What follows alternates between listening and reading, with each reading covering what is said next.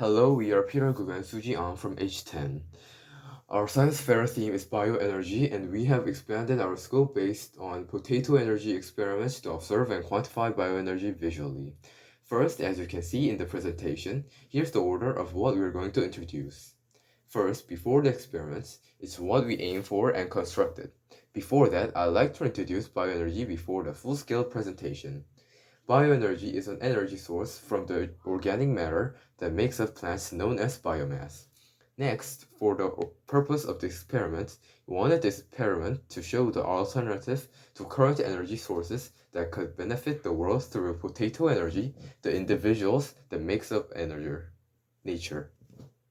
Furthermore, bioenergy is an energy with a high future outlook that can contribute greatly to society in many ways. Here's the rationale. To make a battery from a potato or organic material, only two metals, zinc and copper, are needed. This means a way to solve both fast and economic problems.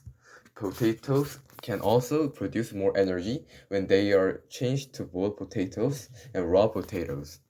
You can also increase a series of energy by cutting a potato into several pieces. To sum up, energy costs can be reduced, increasing production by a factor of 10. Potatoes are one of the most produced crops in the world, and they have the advantage of being cheap, easy to store, and long-lasting.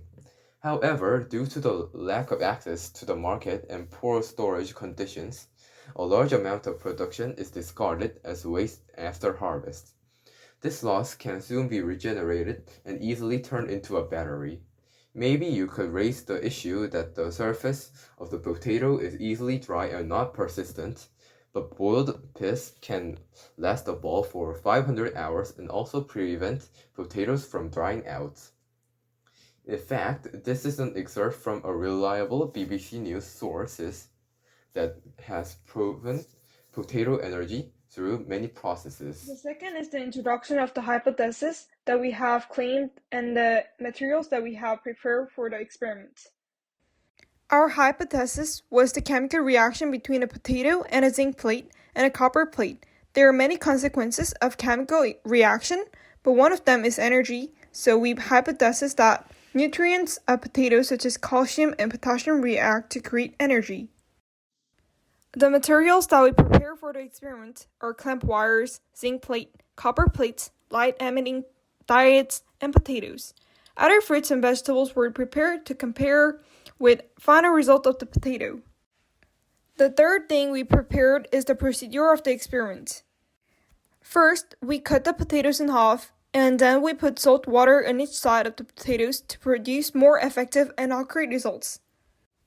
Secondly, we put zinc and copper plates at a distance on each side of the potato. Third, we put a clamp wire in each plate and connected it to a terminal on a light-emitting diode. Note that the light-emitting diode had two terminals, a copper plate for a long lag, positive terminal, and a zinc plate for a short lag, negative terminal.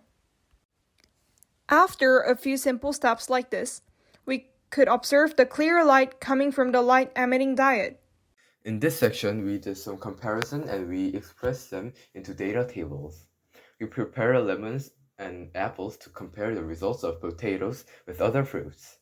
The lower the acid concentration, the higher the number, and lemons are one of the most acidic fruits.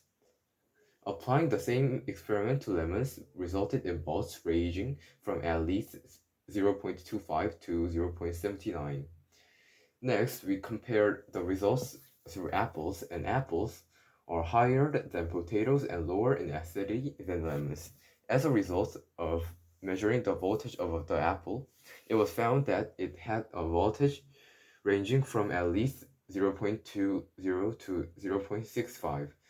Finally, measuring the electrical energy of potatoes to digitize them, both ranging from 0.3 to 0.6 were identified.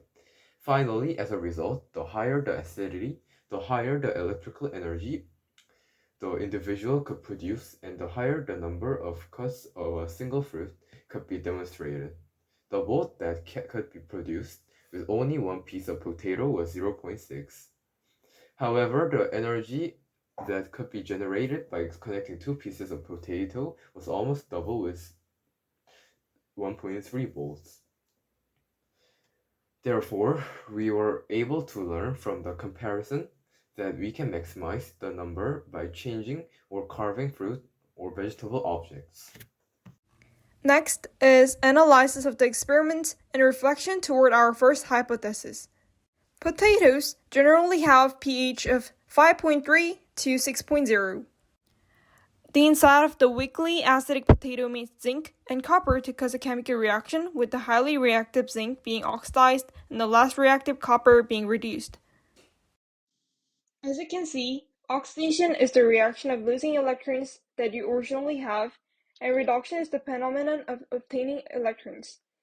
Oxidation reaction happens in zinc, and that reaction emits electrons. At this time, oxidation and reduction reaction always occur in pairs, and electrons lost during oxidation are used to obtain electrons in the reduction reaction. Therefore, in this experiment, electrons generated by the oxidation reaction of zinc are used for the reduction reaction of copper plates. This naturally leads to the movement of electrons, which eventually results in the flow of currents. Next, after looking at the experimental results and analyzed accordingly, we discovered the difference from our first hypothesis. We first predicted that the nutrients in potatoes, such as calcium, potassium, and vitamins, would react with zinc and copper plates to produce a chemical reaction.